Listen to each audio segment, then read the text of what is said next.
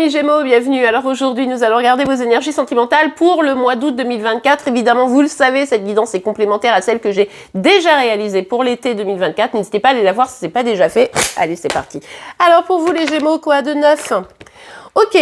Bon, ici, c'est ancrage, stabilité financière, professionnelle et ou familiale, sentimentale. En tout cas, c'est votre enjeu ici, on le voit bien pour ce mois d'août. Vous avez cette volonté de vous stabiliser, de vous équilibrer et d'être bien, de vous sentir bien un peu sur tous les niveaux. Ah! Pour ça, vous avez besoin de vous protéger. Vous êtes peut-être un peu sur la défensive ou vous avez envie de mettre une personne ou des personnes à l'écart. Il est important pour vous de garder cette stabilité dont je vous ai parlé juste avant, hein, quelle qu'elle soit. Évidemment, on est sur une guide en général, donc vous ne prenez que ce qui vous parle, vous l'adaptez à votre situation et les énergies peuvent être inversées entre vous et celle de chéri. Mais en tout cas, ici, il y a vraiment cette dynamique de j'ai besoin de me préserver, j'ai besoin de laisser, de mettre un petit peu au loin, de m'éloigner peut-être même de certaines personnes ou de certaines situations qui pourraient venir m'empêcher d'atteindre certains de mes objectifs. Ok, allez, pour le mois d'août. Ok, on a la carte de la justice. Ouais, ici, ce que vous voulez, c'est très clair. C'est tout ce qui n'est pas juste pour moi, tout ce qui ne va pas dans l'ordre des choses pour moi, que ce soit professionnel, familial, sentimental, etc., vous adaptez, eh bien, je n'en veux pas. Donc, si ça rentre dans ma vision globale des choses pour m'aider à évoluer et être épanoui, ok. Sinon, c'est ciao. On voit bien au mois de juin que vous allez être extrêmement vigilante à cela. Ok, allez, on continue. Pour vous les Gémeaux, pour ce mois d'août. Ah, les cartes font la malle, c'est terrible. Ok, bon, j'ai beaucoup trop de cartes. Oh, c'est pas possible. Alors, ok, on continue. Ah, alors attention toutefois les amis, parce que cette volonté de rester bien stable, de rester bien concentré sur certains de vos objectifs pourrait vous isoler. Forcément, si vous dites non, voilà, c'est bon, on ne passe pas, on reste derrière la barrière parce que moi j'ai besoin de cet équilibre, etc. Au final, vous pourriez aussi vous retrouver seul parce que forcément, toute personne différente de vous peut venir nuire un petit peu, enfin quand je dis nuire, venir perturber cet équilibre recherché. Bon, alors ici, voilà, vous avez cet enjeu de être en accord avec vous, bien sûr, ne laisser rentrer dans votre cercle que les personnes qui vous seront favorables, positives, mais surtout ne pas être dans une dynamique de rejeter tout le monde par peur et au final se retrouver fort seul. Ok, allez. Hop là et hop là. On a la papesse et on a l'as des épées. Bon, ouais, ici, on vous dit, en fait, à vous d'analyser au mois d'août, si vous mettez cette barrière, est-ce que c'est pas juste de la peur? Ça va être important de bien voir ça.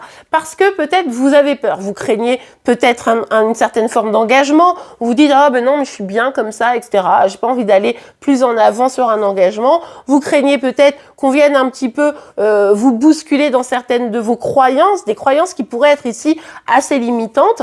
Et cette réaction un petit peu de défensive, voire de rejet, en fait, ça pourrait être de la peur. On vous invite très clairement ici, pour éviter de vous retrouver dans une solitude subie, in fine, eh bien, on vous invite à écouter réellement votre, votre intuition, à regarder les choses d'une manière très objective, d'étudier aussi la situation pour pouvoir comprendre que certaines fois, si vous réagissez comme ça, c'est de la peur. Et du coup, cette peur, elle vient,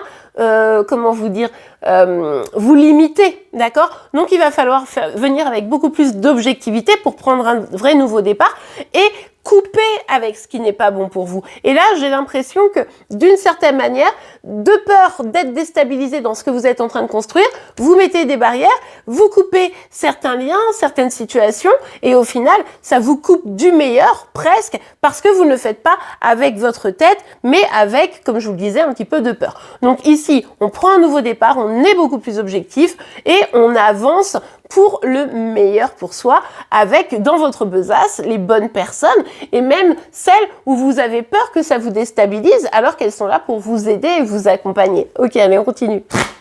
Un petit message, un petit conseil pour vous, amis Gémeaux, pour ce mois d'août. J'en ai oublié le mois. Ok, on a la carte de la codépendance. Alors avec cette carte, on a quand même la dynamique de la dépendance affecte de votre vie amoureuse.